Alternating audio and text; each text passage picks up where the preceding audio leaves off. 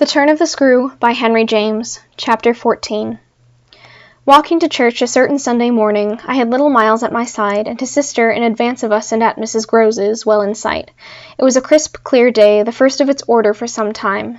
The night had brought a touch of frost, and the autumn air, bright and sharp, made the church bells almost gay. It was an odd accident of thought that I should have happened at such a moment to be particularly and very gratefully struck with the obedience of my little charges. Why did they never resent my inexorable, my perpetual society? Something or other had brought nearer home to me that I had all but pinned the boy to my shawl, and that, in the way our companions were marshalled before me, I might have appeared to provide against some danger of rebellion. I was like a jailer with an eye to possible surprises and escapes.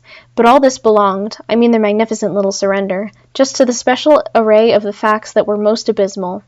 Turned out for Sunday by his uncle's tailor, who had had a free hand and a notion of pretty waistcoats and of his grand little air, Miles's whole title to independence, the rights of his sex and situation, were so stamped upon him that if he had suddenly struck for freedom, I should have had nothing to say.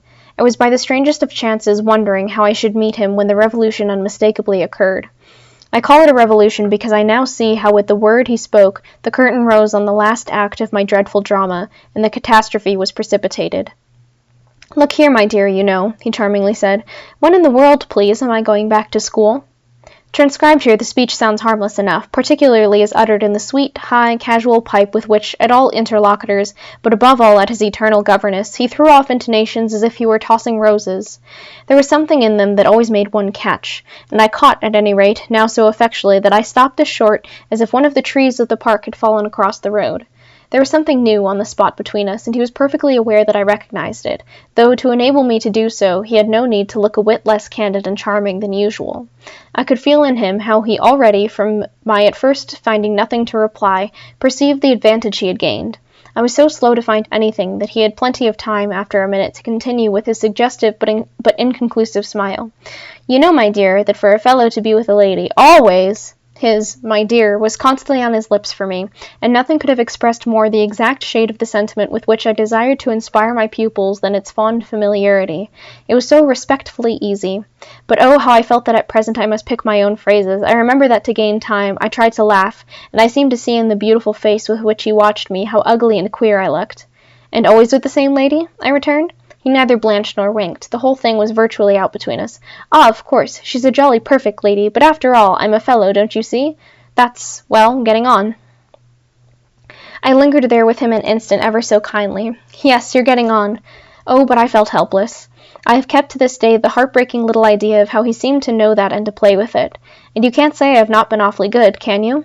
I laid my hand on his shoulder, for though I felt how much better it would have been to walk on, I was not yet quite able. "No, I can't say that, Miles. Except just that one night, you know." "That one night?" I couldn't look as straight as he. "Why, when I went out of the house." "Oh, yes, but I forget what you did it for." "You forget?" He spoke with the sweet extravagance of childish reproach. "Why, it was to show you I could." "Oh, yes, you could." "And I can again." I felt that I might perhaps, after all, succeed in keeping my wits about me. "Certainly. But you won't." "No, not that again. It was nothing." "It was nothing," I said, "but we must go on." He resumed our walk with me, passing his hand into my arm. "Then when am I going back?" I wore in, turning it over, my most responsible air. "Were you very happy at school?" He just considered. "Oh, I'm happy enough anywhere." "Well, then," I quavered, "if you're just as happy here—" "Ah, but that isn't everything. Of course you know a lot." "But you hint that you know almost as much," I risked as he paused. "Not half I want to," Miles honestly professed. "But it isn't so much that." "What is it, then?" "Well, I want to see more life." I see. We had arrived within sight of the church, and of various persons, including several of the household of Bligh, on their way to it, and clustered about the door to see us go in. I quickened our step. I wanted to get there before the question between us opened up much further. I reflected hungrily that for more than an hour he would have to be silent, and I thought with envy of the comparative dusk of the pew and of the almost spiritual help of the hassock on which I might bend my knees.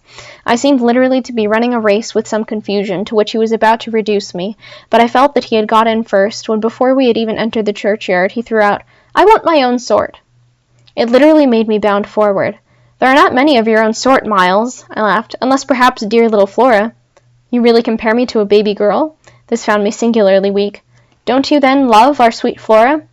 "If I didn't, and you too, if I didn't—" he repeated as if retreating for a jump, yet leaving his thought so unfinished that after we had come into the gate, another stop, which he imposed on me by the pressure of his arm, had become inevitable.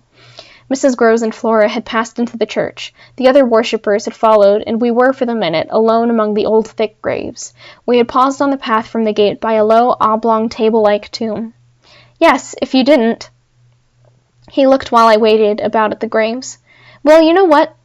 But he didn't move, and he presently produced something that made me drop straight down on the stone slab as if suddenly to rest. "Does my uncle think what you think?"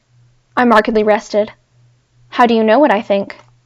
"Ah, well, of course I don't, for it strikes me you never tell me. But I mean, does he know?" "Know what, Miles?" "Why, the way I'm going on." I perceived quickly enough that I could make to this inquiry no answer that would yet involve something of a sacrifice of my employer. Yet it appeared to me that we were all at Bly sufficiently sacrificed to make that venial. "I don't think your uncle much cares." Miles, on this, stood looking at me. "Then don't you think he can be made to?" "In what way?" "Why, by his coming down." "But who'll get him to come down?" "I will!" the boy said with extraordinary brightness and emphasis. He gave me another look charged with that expression, and then marched off alone into church.